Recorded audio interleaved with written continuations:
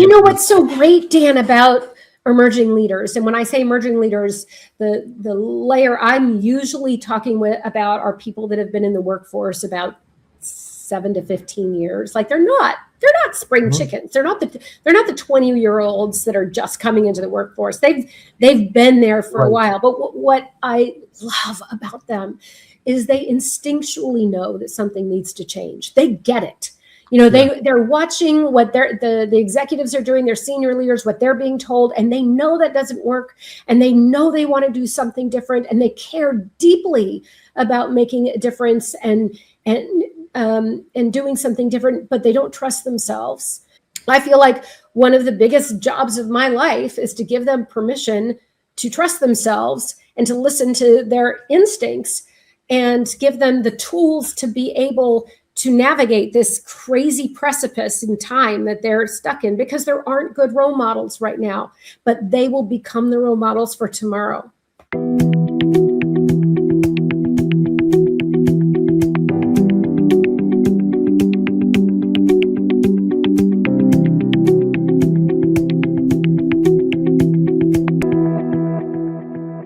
Welcome to Leadership Disrupted. The highlight of my week is almost always the opportunity to have a conversation on this podcast with someone who has a thought-provoking point of view regarding leadership in business, in society, in government. And because I know I personally can index a little too far into cynicism, skepticism, doubt, I essentially know that I think we are at the beginning of a huge crisis of leadership.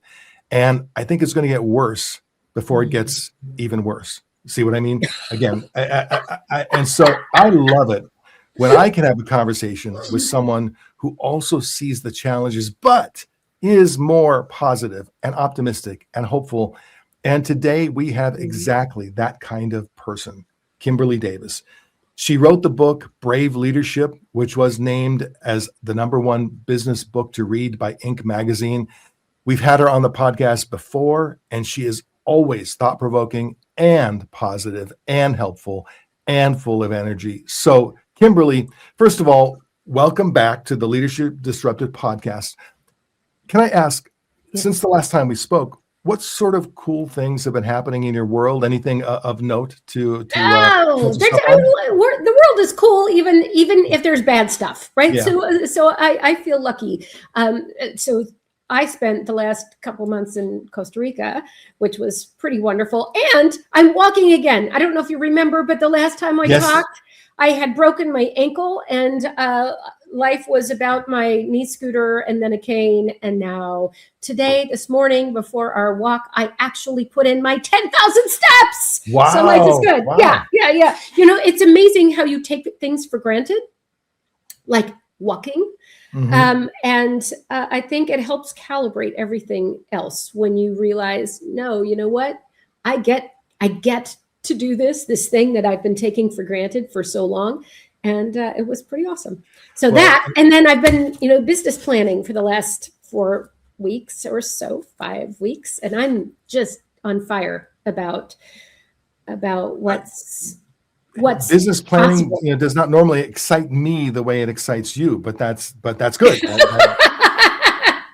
and I think it hasn't historically excited me, which is why I've lived, I've been, flying without a plan for way too long.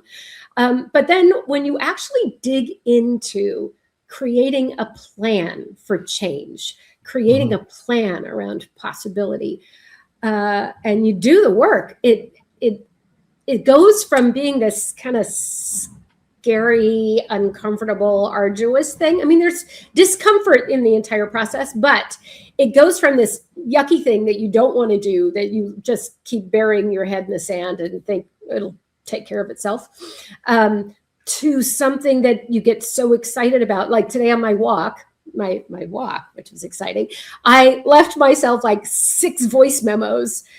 Because your brain can think about things when you're out in nature and you're moving about and you're not trying to get all the to-dos done.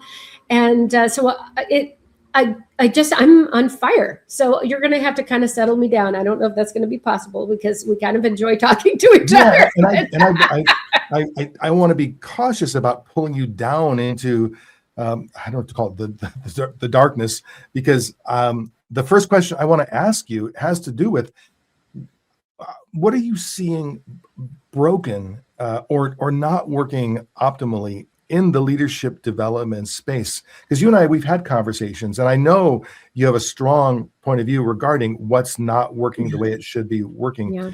And so I would love just to give you a bit of a platform to say, what's not working in leadership development? Yeah, there's a lot that's not working, and there's a lot that's not working in a lot of different spaces. So leadership development is just one of many spaces. But leadership development is also what's really near and dear and true to my heart. So one of the things I've been focusing on the last month and a half or so is how do we fix what I perceive as broken? And there's a lot of things that I perceive that are broken, but one of the things that I think is really challenging and is that I know practitioners, people that are as passionate about leadership development and human development, human potential as you and I are. I mean, people from all over the world, really talented, incredible people that are doing good work in the world. And I also know that almost all of them are really struggling with their business. We're all fighting over the same piece of corporate pie. So, if you're going to make a living in this field, who pays for leadership development? Well, historically it is corporations. Well, corporations have limited budgets. They also have their own internal learning and development programs. And so there's a little piece of pie and a lot of people competing to get this little piece of pie. And what's happening is I see practitioners all over the world doing incredible work, but they're kind of, as my friend Jonathan Goldson would say, they're kind of shouting into the wind. And it's, in order to survive, it's a game of survival. In order to keep your business alive and do the work that you feel for most of us is a calling in our lives, you have to then compete for business, right? That's a natural, and particularly in the kind of economy that we have in the United States, it's all about competition. So let's pay attention to Kimberly, or let's pay attention to Dan, or let's pay attention to whoever is trying to get the attention so they can land the business, so their work can survive, right? And so what happens is we spend an inordinate amount of time having to market ourselves, having to, pay attention to me, pay attention to me, pay attention to me, because I want to make a difference. And I do, at the core of my being, with every cell in my body, believe that the majority, and I won't say all, but the majority of people who are in this space do deeply care about making a difference. And they grow themselves. They're learning about everything there is to learn. And they're out in the trenches trying to do the work to make the world a better place. And I really think that's a core driver for most people in this space. But, they're not always great marketers. They don't have brands that have been decades long. And so because most corporations are pretty risk adverse, and we don't want to do long agreements with a solopreneur, because what if they disappear, right? So what that does is it reinforces, we're going to go with the known entity that has been around for the last 20 years. And oh, by the way, it doesn't necessarily mean that their work is the best work in the market. Nobody ever got fired for choosing IBM. Remember that phrase from the 70s or 80s? Exactly. Yes. Exactly. They're the known kids on the block. Everybody knows who they are. They're the safe bet. And I'm not going to say they're not doing great work. There's many of them are. Okay, if I could just raise my hand to say, yes, my skeptic friend. It's not that they're.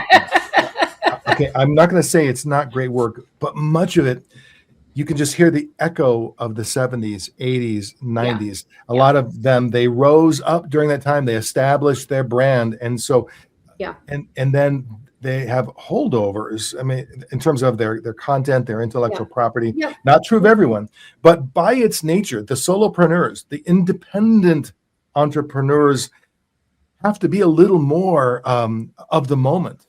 And they're also a little more flexible. They're also like they think and create and deliver in the moment, so they can in fact flex. They can be agile. Yeah, they can. And they're used to working with a lot of constraints because to survive, they have to deal with a lot of constraints, right? So they're pretty scrappy, but it's really hard. It's hard to know,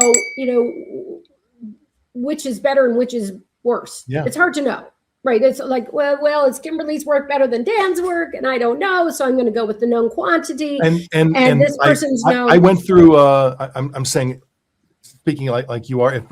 If you're thinking, well, there's this. Oh, but when I was early in my career, I went through situational leadership from Blanchard. Well,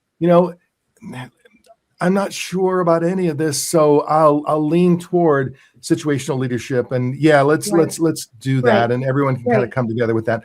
And again, not criticizing that program much, maybe just a little, because it does feel a little bit like driving Grandpa's beige. Hey Dan, this is your out loud voice. I just want to remind you. You know what, though? We probably wouldn't be able to do the work that we're doing now had it not been for the first movers that were doing important work before anybody else was talking about. Quite possibly.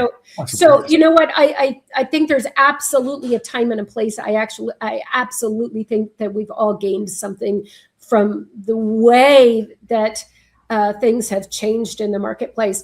And at the same time, I think that we're fractured. This industry is a fractured industry, and when you've got a fractured industry and fractured systems and fractured structure, you have fractured impact. And to be fair, I'm gonna edit myself. To be fair, yes, I learned a lot from the 1 Minute Manager. At that place and time for me. It was very helpful, and not just the 1 Minute Manager, but Who Moved My Cheese? There was like a whole series of all of that was great and helpful. And I feel like our world has gotten more complicated, more challenging, and that might still be good foundational help. But I think absolutely. More. But Dan, here's the thing, and this is another thing that I think is a real challenge too. In our effort to survive, everyone has to have the thing, the solution. My 10 steps, my acronym, my way is the way. And there is no the way. There is no the way. So it's what are we trying to accomplish? And in my mind, it's elevating the leadership conversation. So we have healthy, effective leadership that's responsible and constructive and purposeful, that's making a positive impact in our communities, in our institutions, in our countries, in our societies. That's what we're all working towards, elevating the leadership conversation, right? And there is no one way, but there's a lot of different ways. And I know that many, in fact, I might even say all, but let's say most independent entrepreneurs in this space, they want to do pro bono work. They want to do work that will help the disadvantaged economically, that will help. I spoke with someone who had a program that he really was wanting to take it into. There are several groups of people who have been in the judicial system. And he wanted to help them in their transition out of the judicial system back into life. And he said to me, though, first I have to put food on the table. First I have to have a roof over. I have to pay the bills. And then once I can pay the bills, then I will hopefully do some more of that. Right. And I think there are so many people in that space. And that if we can give our industry a sense of stability Mm-hmm. And we can find a way to all be in it together instead of pitting ourselves against one another. It changes the economics. It changes what's possible. It changes our impact. And, that's what I'm really excited about. So that's what, when you say, why do you get excited about business planning? Uh-huh. That's what gets me excited, because I'm working on a model that I think can change what that looks like. And so it's not about Kimberly and Brave Leadership. Kimberly and Brave Leadership are one little way that you can move the ball forward. But there are so many different ways that we can work together to really make a difference in what is tolerated in this space, in what it means to go to work and feel a sense of meaning and fulfillment and contribution, and what is expected in terms of modeling leadership for the leaders of the future. And I think that's where, I really kind of geek out, because for me, one of the reasons I love working with emerging leaders is because I feel like they're our future. They're the ones that are going to change the game. Right. And, God bless the executives, because they're in a world right now that's really unwieldy and it's really hard. And they learned to lead in an era that was so different that they're really not set up for success right now. But it's that middle layer, right? It's that director level layer, that middle manager layer that in many organizations is being decimated right now, being absolutely decimated. But it's that layer that will be the future executives. It's that layer that are going to determine what modeling powerful leadership looks like. So it's those leaders and the emerging leaders that will determine, does tomorrow look better than it does today? And God, I hope it does, because a lot needs to change. One of the things that I believe is changing, whether we like it or not, whether we react to it or not, is that in a previous era, leadership development training would talk about corporate culture. And there's the famous quote, "Culture eats strategy for breakfast." And when we talked about corporate culture, that culture was somewhat insulated in a bubble. It wasn't. It was our culture that we could have control over, based on the way we communicate, based on the way we reward and recognize, based on the way we treat people.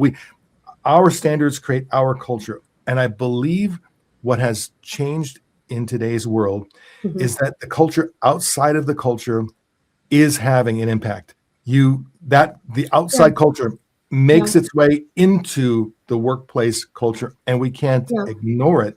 Now, it's a hard thing to talk about, because when you start to talk about that outside culture, then you can be pulled down the political path, the societal path, the opinion path, and one person's the movie that they're playing in their head looks very different than the movie that another person is playing in their head.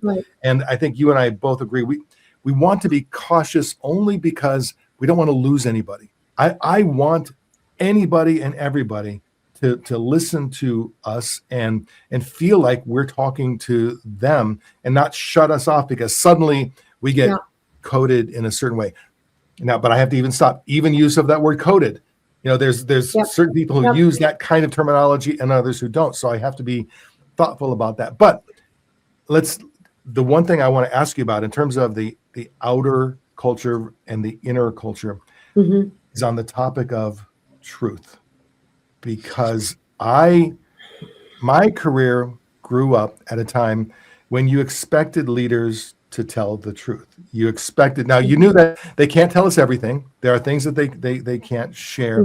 But in general, what they do share is truthful. And it feels to me like we've lost that, where I have leaders who will say, well, I have to obfuscate certain things. I can't say certain things. And I agree. There are some things we can't say. And there are some times when a leader has to lie, just has to lie. I talked to someone who said, I know that we have layoffs coming up in 2 weeks. I can't say anything to anyone about those layoffs coming up. I understand that. But what I appreciated about him is he put a lot of thought into it. It was a thoughtful lie, essentially. And ultimately his intent was an ethical and positive intent.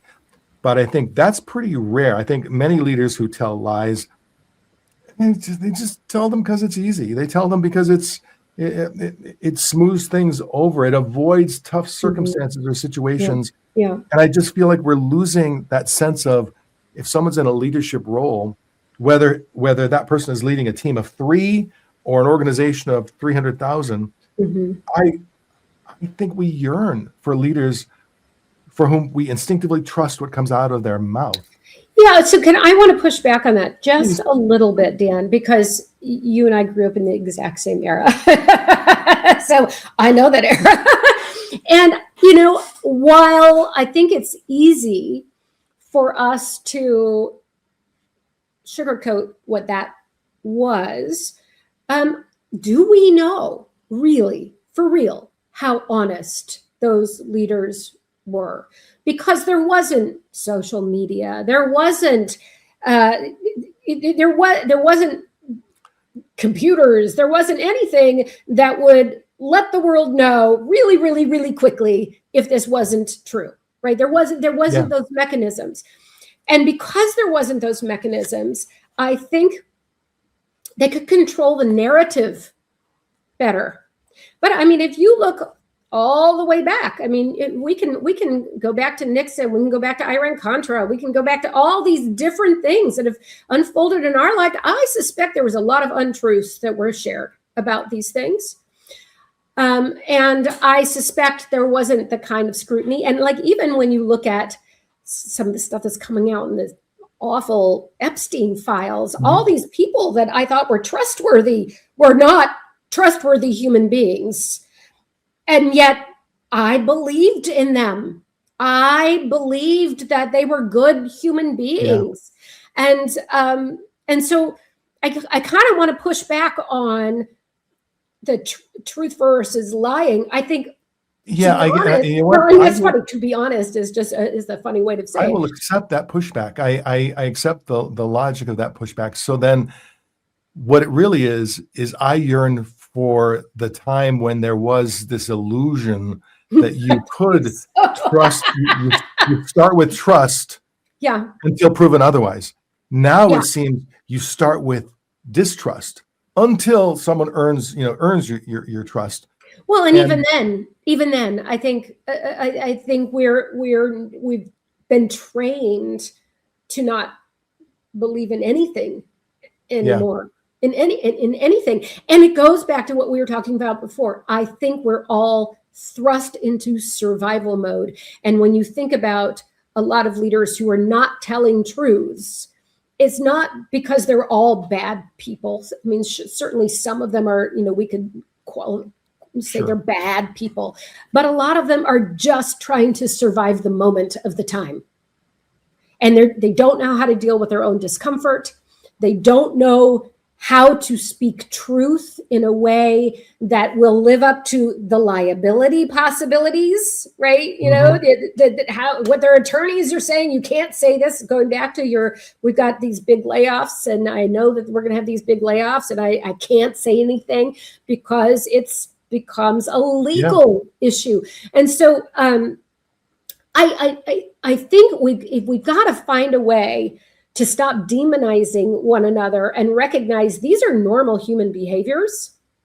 When you feel uncertain, when you feel scared, when you feel like your job is going to be on the line, when these are normal human behaviors. And there's not one of us that doesn't do things that we wish we wouldn't have done when we're in situations where we're not really clear about what's the impact I want to have. Who do I want to be in this? Is this in alignment with my values? You have to be able to feel safe to do that too. That your very livelihood is not going to be at risk by you standing up for your values. Or if I align with what you write in Brave Leadership,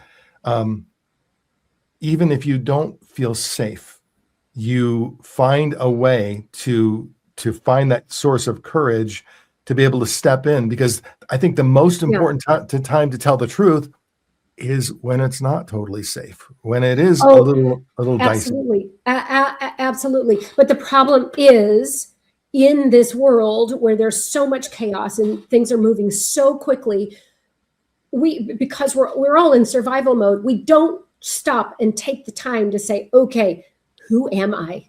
Yeah. What drives me? What's important to me? What's the impact that I want to have? If you've got that clarity of focus and you know who you are, then it's kind of like, having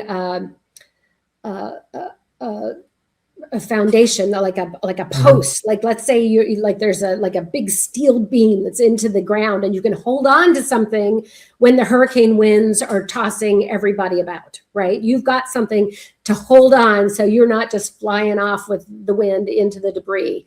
But if you don't have that, you are left to just reaction and survival. That's all you've got. I was doing some coaching for a CEO who had reached out because he was facing a number of challenges. His biggest being that his business was in trouble, and for the first time that he could remember, like he was at the top of the hierarchy. Now he was in charge, and things weren't going great, and he wanted some coaching, not only how to handle it, but just to check his thought process to see, am I approaching this the way that I should be approaching this? So as part of that, and he was a great, very, very great, positive guy, really enjoyable to spend time with. So I spent some time observing some of his all hands meetings and a couple of recordings of large team meetings. And what I noticed was how positive he was. He was such a cheerleader. And I, because of our conversations, I knew the reality behind this. Yeah. And I recognized here's someone who is afraid.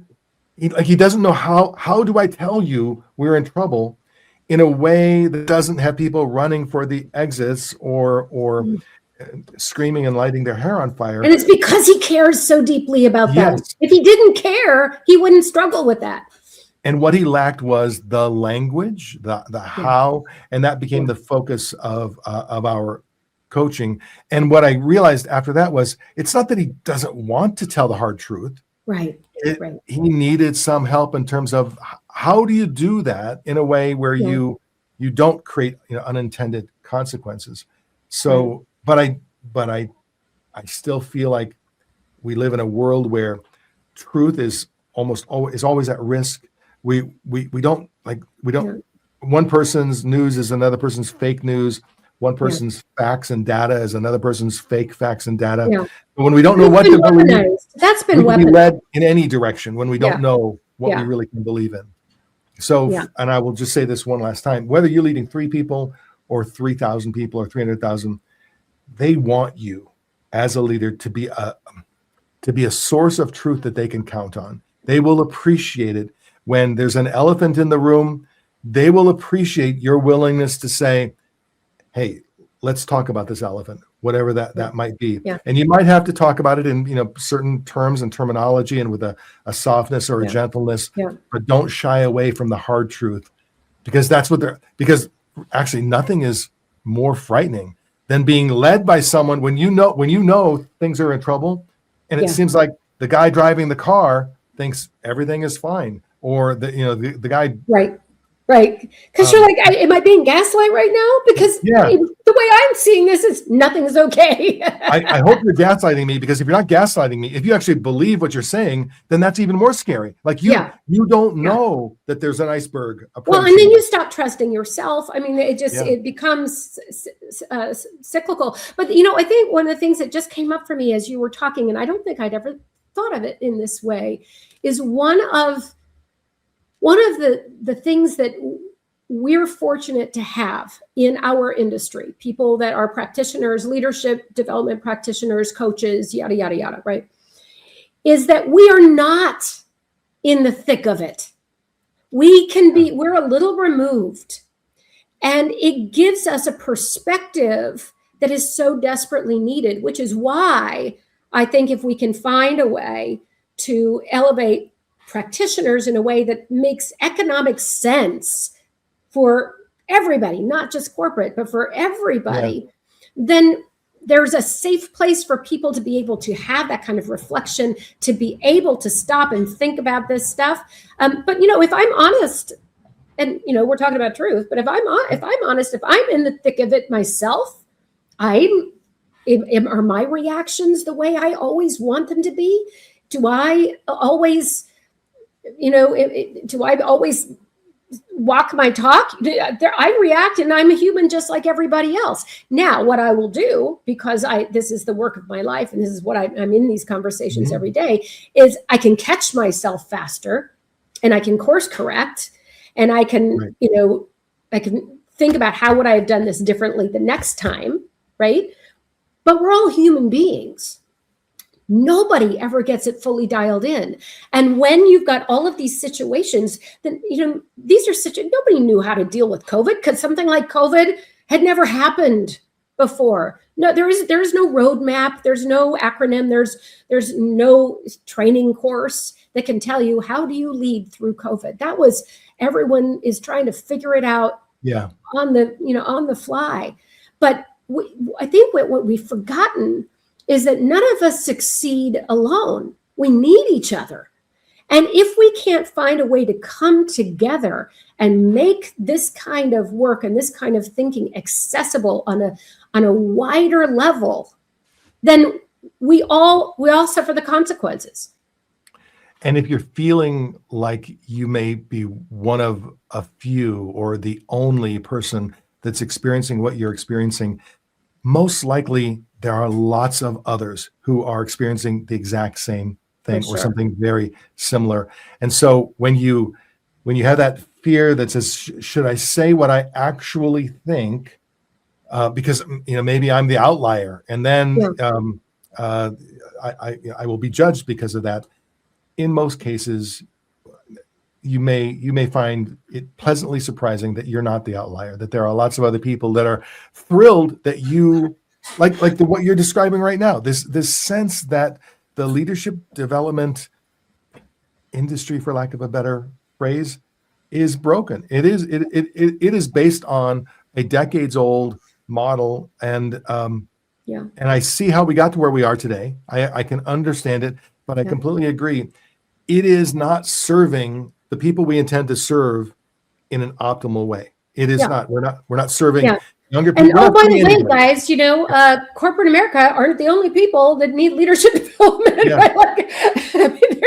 And even within corporate America, it's only a small, tiny slice of the organizations that are given any development. If you think about the countless people that are moved into a role where they have to support and lead other people, and they're not set up for success, they're just left to drown in a sea without a life preserve. That's the majority of leaders. You would never treat a sports league like this. All right, everybody get on the field. Follow your plays. The managers and coaches, we're going to take you downstairs into the locker room.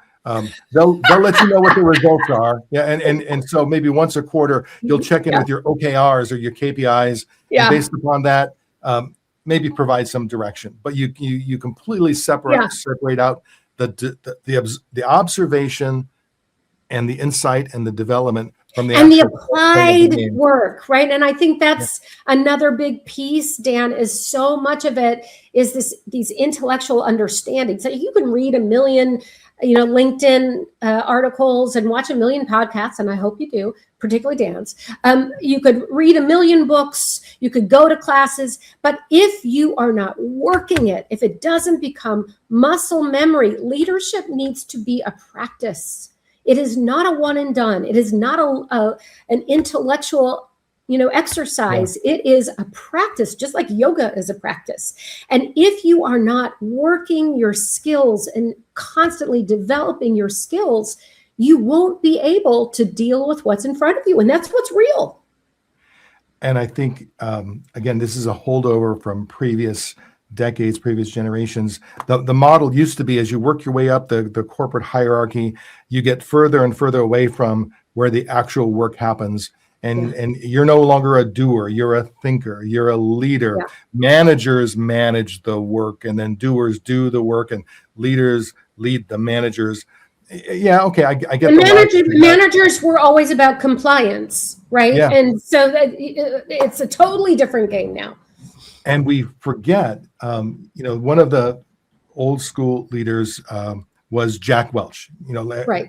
Lots of people admire Jack Welch, except for some of his HR practices, maybe not so enlightened as we look at them through today's lens. But what people forget about Jack Welch is he started his career on the front line as an engineer. He understood the engineering of his business, and he never got away from that. I worked for GE for a little over a decade, and what I understood was that Jack Welch knew the business of the business down to the engineering principles. Now, did he know the net ductility temperature of every piece of metal? No, of course not. But he understood. He understood the overall economics, the overall engineering, and he was close enough to the actual work. And that informed his leadership. It informed his understanding of what was working and what wasn't working. But I think we for a lot of senior leaders have lost that on the ground touch, so to speak. Yeah, no, I absolutely agree with that. And I'm not sure that it's that. So it's interesting because I have a number of friends who are CEOs, and it's not that they don't want to have those interactions.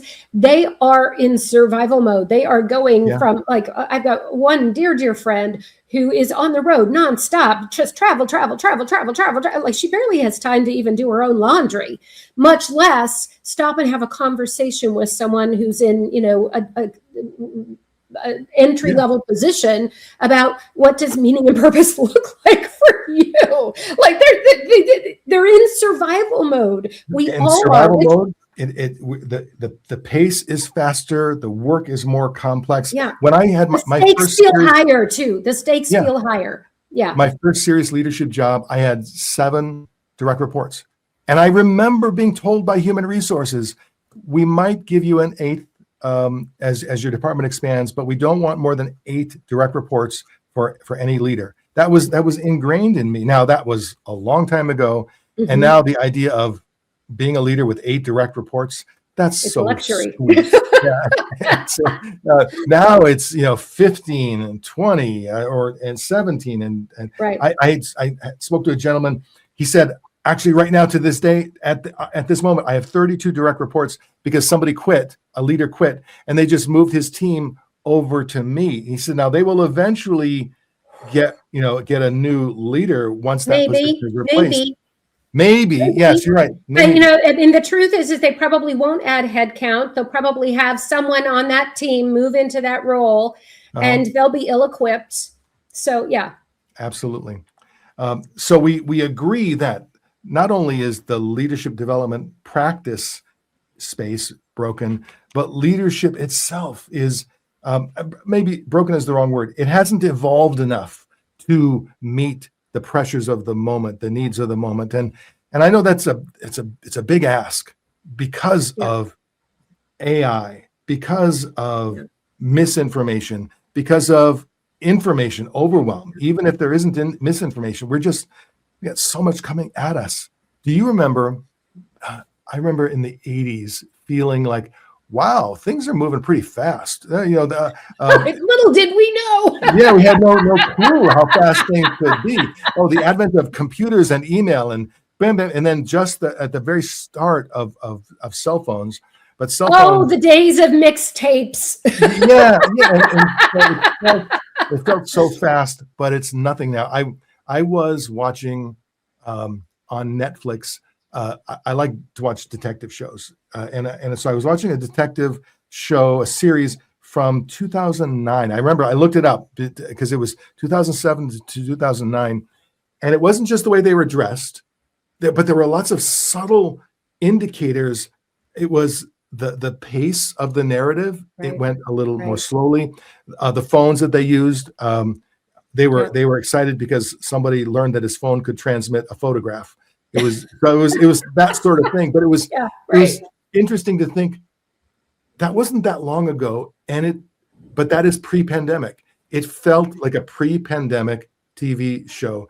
And now you Right. go post-pandemic, and man, I think the world, yes, we know the world has changed, but we've gotten so used to this new warmer water that we don't recognize how dramatically it's changed. Yeah. Um, Well, I think people Go do ahead. recognize it, but it's almost so much has been coming at us that Mhm. you almost, in order to survive it, you have to numb out. Like I think about when I go to New York and there's so much stimulus. Like I go into the city and there's lights and sounds and so many things, smells and things to look at, and it's exciting and it's so overstimulating that by the end of the day, I I can't talk to anyone because my nervous system is just Yeah. right.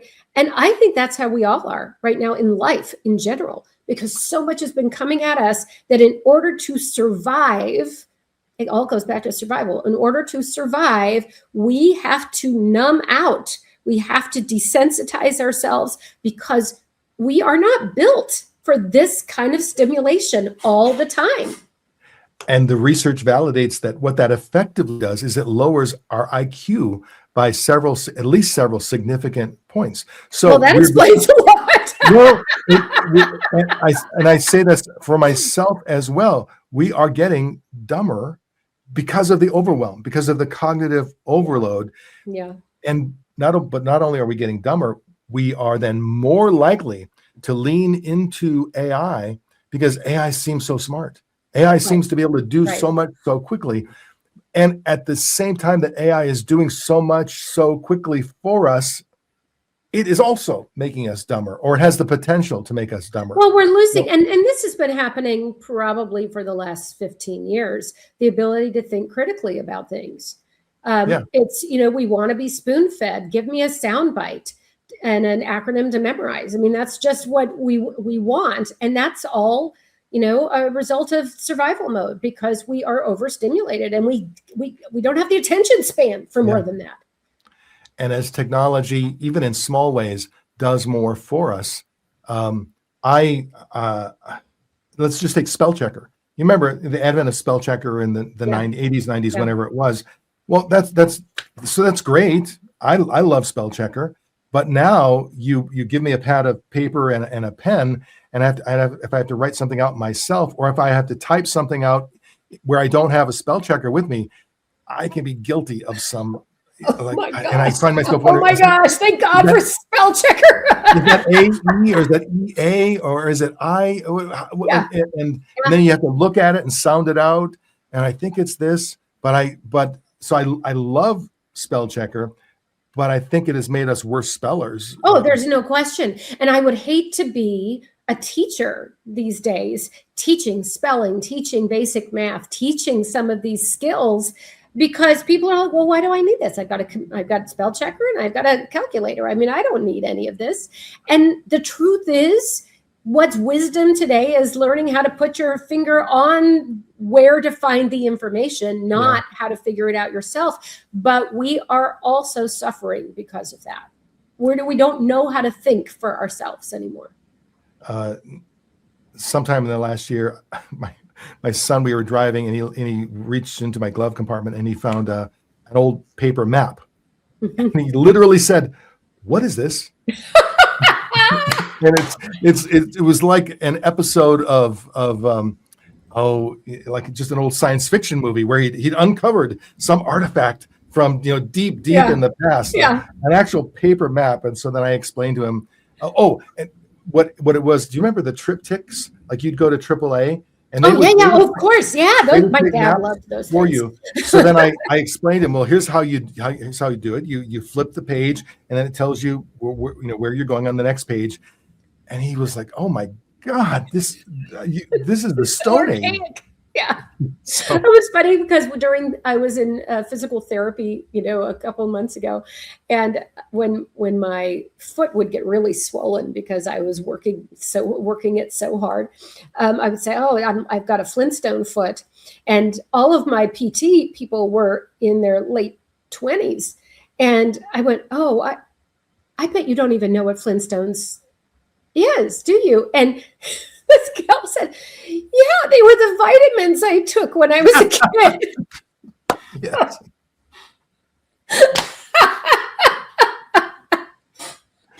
So, what I love about this conversation and the conversations that we have about this is we can acknowledge that things aren't the way we would like them to be, and yet with that said, I don't think either one of us forgets how hard leaders are working today to make things better. I think that is exactly it. I think that is exactly it. So many people are doing the best that they can in very, very difficult circumstances, and they're not getting the support they need. And you know what? The truth is a lot of it's due to our industry gatekeeping some of the information and the training. Like, if we can find a way to make sure that it's accessible to people, because people need it. And, the truth is we all rise together. And so the gatekeeping is only hurting us in the long run.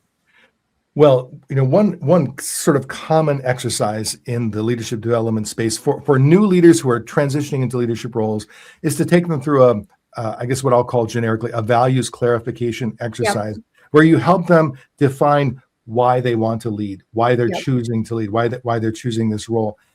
For me, an interesting thing has happened in the last, I'd say 6 to 9 months. I'd never had this happen before. It happened once, and then now it's been happening frequently, where people go through this exercise and then they start to doubt their decision to become leaders. Where you have, and it's always been a young person, very motivated, very strong performer, wants to advance, but as he or she thinks about the realities of being accountable for the performance of others day in and day out, I've had a few come to me to say, hey, I really like that exercise. I don't know that I want to do this. I have to figure out a path toward career progression where I don't want to lead 12 people. I don't want to do performance reviews. I don't want to, and they've also seen other leaders in their workplace, and they've seen what that does to them, because it is hard work. It is a grind. And so we're seeing a younger generation of people coming up who are opting out, who are not applying for leadership positions. And in some cases, they're the best and the brightest, that we would love to make them leaders. But the work is just so grinding. It's soul crushing. It's soul crushing work. But, don't you think that also speaks to archaic ways of looking at things? When you look at historical, this is what a job pathway looks like. That itself is broken. Why should you have to, let's say you're a really good engineer. You know any of those? Let's say you're a really good engineer and you love the work. Like, that work lights you up. Why in the world would we take you from doing something that lights you up, that every day you can't wait to go to work to do it, and put you in a role where you're in charge of people? And by the way, most engineers, I know that, you know this, people are not their thing, right? So why would you do that? And it crushes them. It's not good for the people.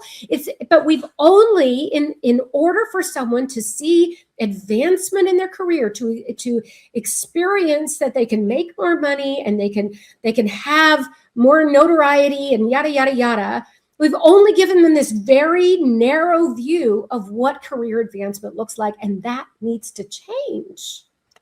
Well, now you bring up engineering, and I just have to be transparent. I know you're an engineer. I was not a great engineer. I was not. Now, I think I do think like an engineer, but I have to admit, I actually I allowed a coolant system pressurizer to drift out of spec and nearly caused a reactor shutdown. Oh dear! Of that. So, well, we're glad you're in the people space. And so I lost my certification. I had to get recertified. So it was it's a serious thing. So I perhaps recognized at that moment that nuclear engineering was not in my future. Was not. So what do you do? I'm really glad you had that insight. Those who can do, those who can't teach. No, I don't think that's true at all. I do not think that's true at all. I think They're different muscles. They're different muscles, Mhm. right? And one of the things that we get the privilege to do is to step back and look at the human side of stuff when we're not in the thick of it. And that's a privileged position because leaders are in the thick of it all the time. Yeah. And so that's why our industry is so critical, because they need the support of someone who can step back and give them a different perspective and help them lower the temperature and figure out who do they want to be in this moment in time.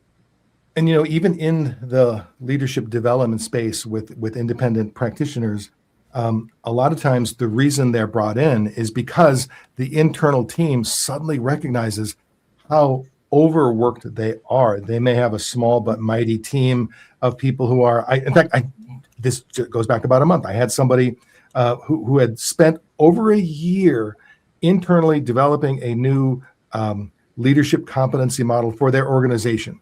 Mhm. And they put a lot of time into it, a lot of research, a lot of interviews and surveys, and they felt really strongly about their competency model. They identified the key competencies, they identified what behavior looks like, and what the various grades of behavior, from non-existent all the way to being an expert in that particular competency. They've done a fantastic job.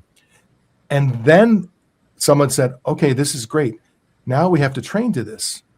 And the development of all the content aligned with that competency model was an overwhelming, daunting task. That it was just too much. And that's why we ended up having a conversation, because the organization had gotten used to this small but mighty team just doing everything. We'll give it to you, give it to them. They'll concept it, they'll research it, they'll refine it, they'll create it, and they'll deliver it. They'll do it all.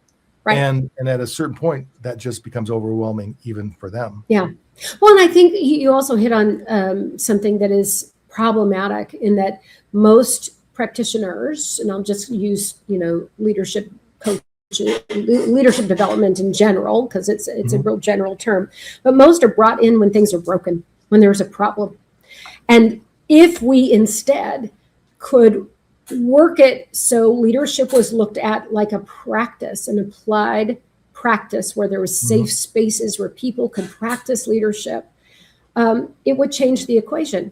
You wouldn't have to wait till something breaks to fix it, because it would be an ongoing practice. So I know we're coming close to the end of our time, so I don't want to open up a door, but I'm going to, I guess. It has me thinking, it's too bad the same thing isn't true of general human coaching, what some people might call therapies, what some people might call those kinds of interventions. But generally, I think all of us as humans can benefit from I'll call it a coach. Well, and you know what? I totally agree with that, Dan. And I think what happens is we call it leadership development, but it's really human development, human potential. Maximizing human potential, but the human, the personal development side gets real demonized. And the truth is everything I teach from a leadership perspective, they're human skills. They're human skills. And rather than waiting until something is broken, having that available more frequently, more openly. I would just I think it would be easier to build on someone's strengths rather than wait until they're broken down and then try to build them back up. But I know that's conceptually easy to say, logistically hard to do. Well, it doesn't have to be, but I think it's if we're using old models, it will continue to be, because everything needs to change. It can't be the same. And so, if we're doing what we've always done, it will always be like Sisyphus pushing the boulder uphill all day long, every day.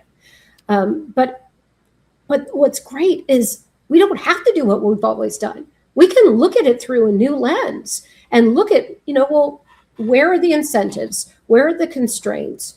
How could we envision this differently? If we all had a magic wand and said, okay, what would this look like? because it can look different.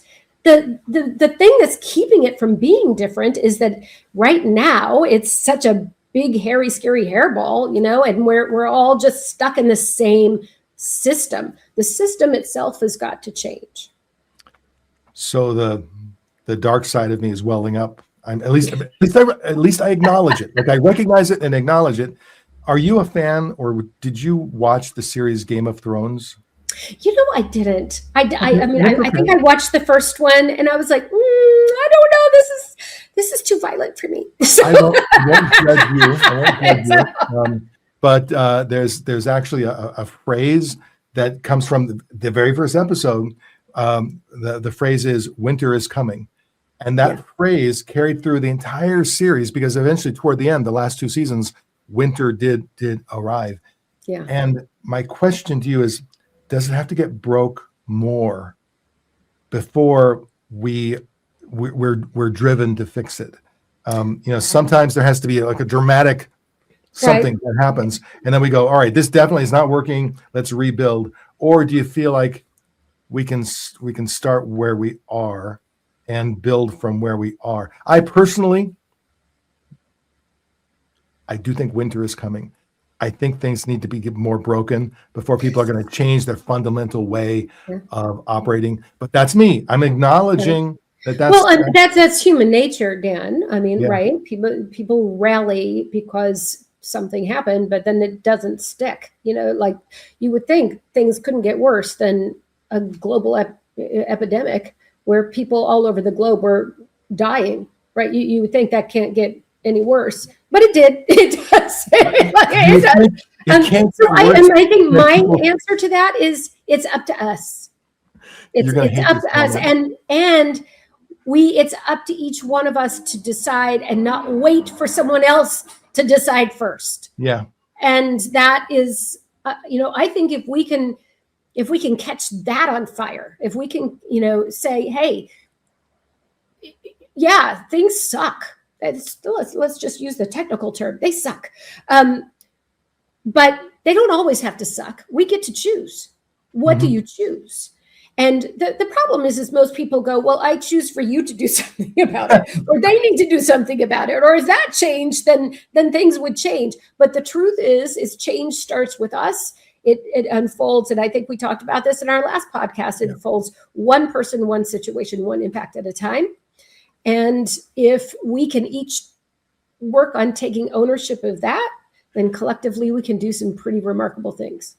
I love your focus on early career leaders, because that's probably where we have the greatest ability to change somebody's career path, their life path, their overall mental operating model. Someone said to me years ago, it's easier to give birth than to raise the dead. And so I don't take it personally if you are, a person of a certain age, like myself. But it is hard for me to change my habits. It is hard for me to change my patterns. Yeah. And so, but what's so great, Dan, about emerging leaders, and when I say emerging leaders, the layer I'm usually talking about are people that have been in the workforce about 7 to 15 years. Like they're not spring chickens. They're not the 20-year-olds that are just coming into the workforce. They've been there for a while. But what I love about them is they instinctually know that something needs to change. They get it.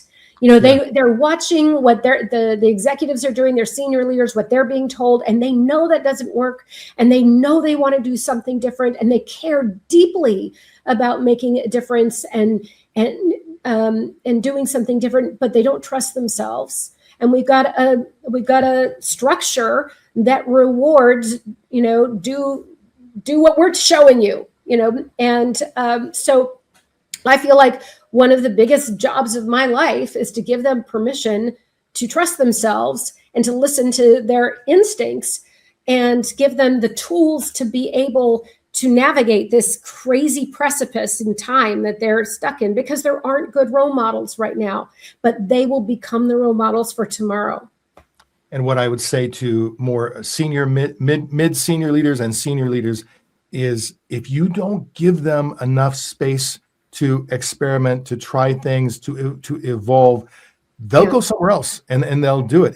The world is so fluid for high performers. If you have someone on your team, in your organization, who's a high contributor, high performer, and they want to flex the leadership model slightly or in big ways, and you somehow come down on them to say, well, no, we use KPIs in this way. We use OKRs in this way. Oh, no, we do our annual planning. And I don't want you to get too close to your people. You need to show distance, don't. That's right. Do not get too close, because you have to be able to deliver bad news sometimes, or whatever their reason might be.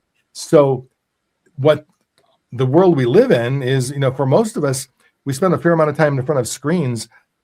LinkedIn is right there, and the LinkedIn jobs button is right there. And I know I've had people tell me these stories where a manager ticks them off, or in some way, unintentionally or intentionally, embarrasses them, or doesn't listen to an idea, or in some way just gives them the willies.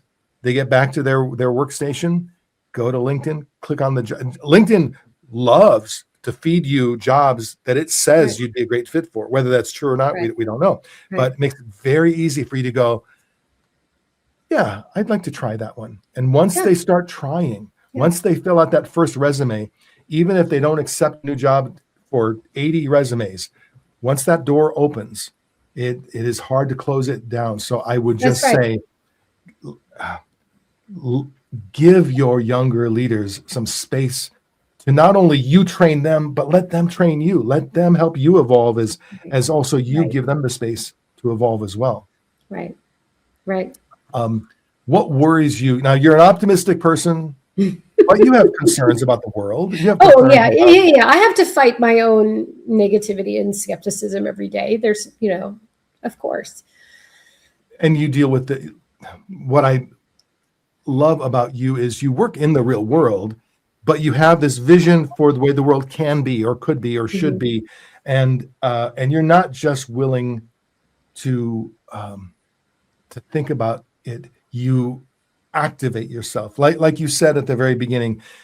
You've got a plan, and maybe when the time comes and you're ready to reveal your plan to the world, I'd love for you to come back and actually share with us what you're. Oh, I can't wait, and I can't wait for you to be a part of it, because it's going to take all of us. I mean, it's really going to take all of us if we're going to see any change.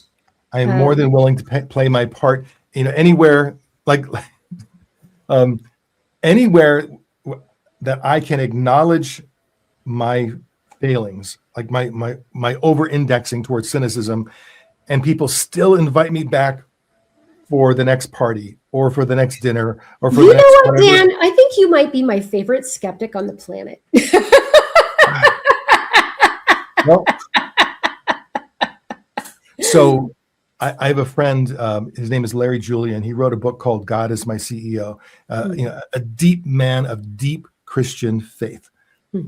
And when we first met each other more than 20 years ago, I had to be honest with him. I had to say, Larry, look, I'm an agnostic. It's not that I don't believe, but I don't believe the way you believe. I have a lot of questions, lots of questions. For a period of time when our kids were the same age, we had coffee every Saturday morning and let our kids play together. And I know every morning, or every one of those Saturdays, he was hoping, this will be the day. This will be the day that Dan flips from agnostic to believing. And it never happened, and it hasn't happened, but we have been friends ever since. It's a deep, meaningful friendship for me. And so I appreciate that, because it is rare to find someone who says, you're different than me, and I like you. And I love that about you. Yeah, I love that about you. But you know what? I think that's also, I have been privileged to live in so many different places. I grew up in Montana, and then I went to Arizona for college, and lived in Seattle for 15 years, and then Dallas, and then New York, and then Austin, Costa Rica, now California, right? So I've lived in many, many different places. Yeah. And one of the beautiful things about that is every place I've lived has had a very different culture. And what you learn is that your lens is not the only lens. And I think it's made me better. It's made me a better me, to recognize that the way I look at the world is very finite. And if we're going to do things together, we have to find a way to, expand the way we're looking at the world, because that's where we might find some common ground. And so I actually find that to have been a real privilege in my life to do that.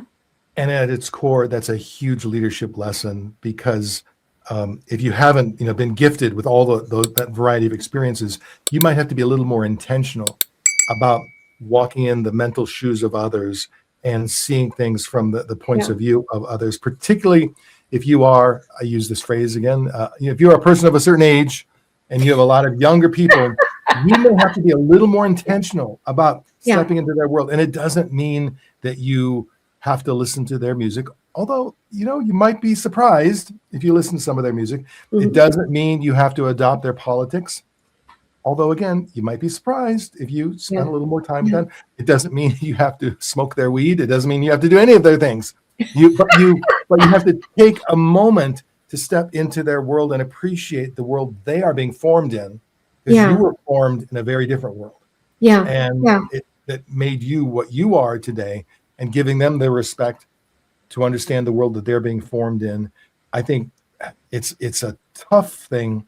But if you can be intentional about that as a leader, I think it's a very important leadership concept. You know what, Dan? I think really we could change everything if we could bring genuine curiosity to the world. Like if we all could be very genuine in our curiosity without, leave our agendas and our judgments aside. Absolutely. And be here now and, just be curious.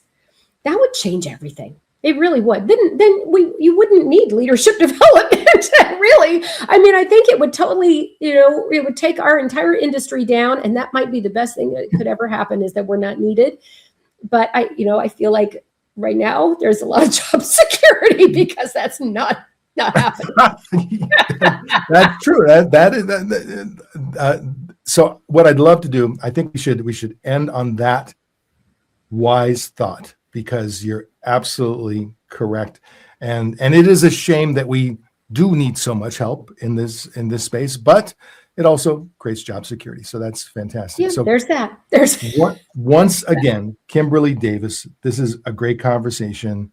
I really appreciate this. And even if the only two people on the planet who really get a lot out of this is you and I, that's fantastic. It's still... I love every single second talking to you, Dan Rust. So, we could bore people forever with you and I just chatting nonstop. I am persuaded that there are enough other leadership nerds out there who eat, sleep, and breathe this stuff and are nodding along with us as this goes. So well, and if you are nodding along, then this next chapter, whatever that looks like, requires you as part of it. It really is. It's not Dan. It's not me. It's not, the hundreds of leadership practitioners I can think about. It's every single one of us. And I'm going to make sure that in the show notes, anyone who wants to connect with you, whether it's on LinkedIn, through your website, I'll include all of the contact information so people can get through to you, get a hold of you. And I am sure we will be talking at some point in the not too distant future. Oh, I hope so, Dan. Otherwise, I'm going to come knocking on your inbox and say, "Hey, if you can make your way through the snow." Okay. All right. Thank you, Kimberly. All right. Take care, my friend.